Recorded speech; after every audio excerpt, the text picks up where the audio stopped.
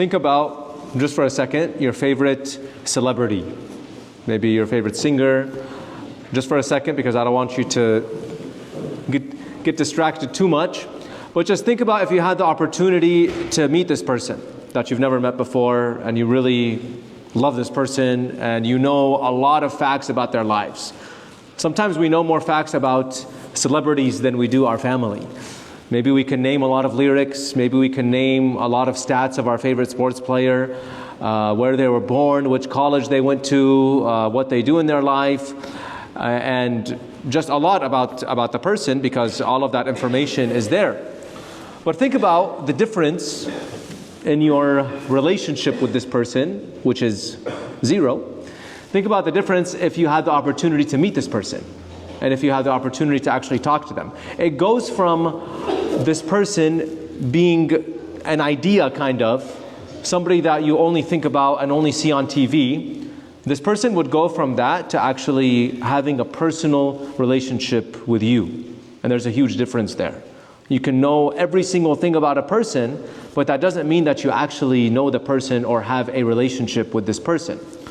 The reason I'm bringing this very obvious concept up is to try to help us understand our relationship with God, what it was like before and what it's like after Jesus came. In the beginning of the Gospel of John, he talks about God, and specifically Jesus, the Son of God, as the Word. The Word was with God. The Word existed. The Word was God. But this Word that we, as a human race, we try to understand and we try to listen to, God was distant from us. Even before, way before Jesus came, God was kind of an idea to people. The Greek philosophers wrote about God, and they tried to understand Him as the supreme being, but they couldn't fully understand who He was. He was a concept, essentially. He was a being that had to have existed, a supernatural being that there had to be for this world to exist, but we never knew who God was until the Word, this idea, became flesh. That's what John says. This is how John describes the coming of Jesus.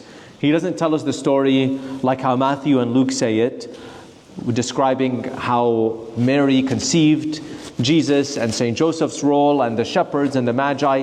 John doesn't tell us that story. John tells it to us in a very poetic way because he wants us to understand what it was like. The Word became flesh. God is here now.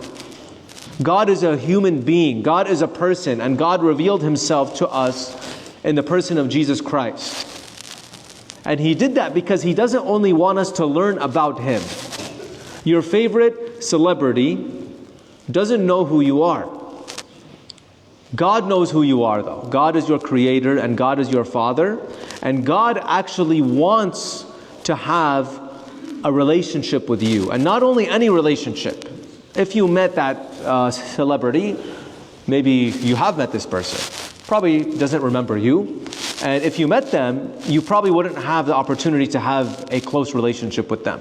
But God, the creator of the universe, wants to have a close relationship with you, with each and every single one of us. And He came into this world for that reason.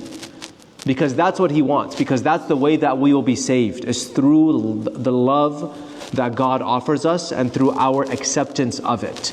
Through our experience with Him. He doesn't only want us to know about Him. He doesn't only want us to know the Word as a concept. He wants us to know the Word as a person, and He wants us to encounter Him so that we don't only learn about Him and think that the faith is just us learning facts about God. It's not just learning facts. The faith is about us becoming like Him, becoming like Jesus. That's what it's all about. Our flesh, our bodies and our souls are wounded through sin. All of us are. We all have things in our lives that we don't like or that we would love to change. And it's because of the original sin that we all struggle with, or that we are all born with, and the concupiscence that comes after that, the desire that we have to sin. And so we have to change. We have to become like Jesus. That's the only way.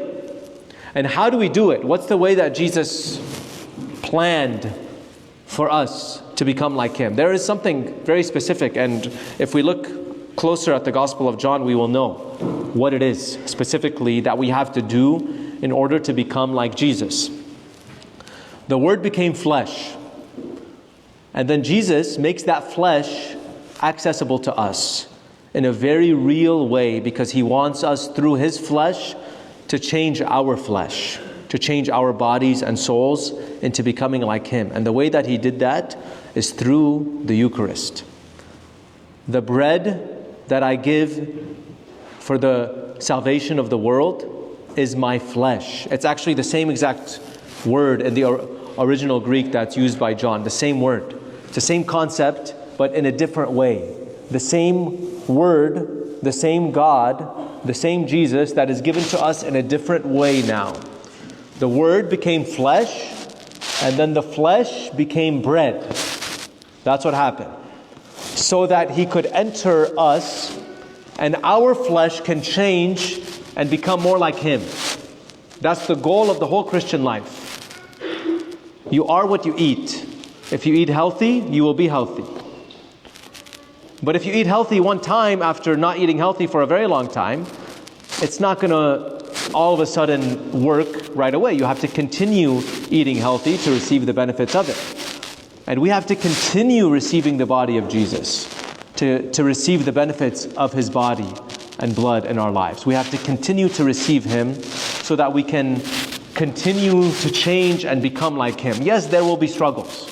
But ultimately the goal has to become, I come here, and this is the whole part of the Christian life that is necessary for us. I come here and I receive His body and blood, and I should be changed now. I go there in the world and I have to act like Jesus.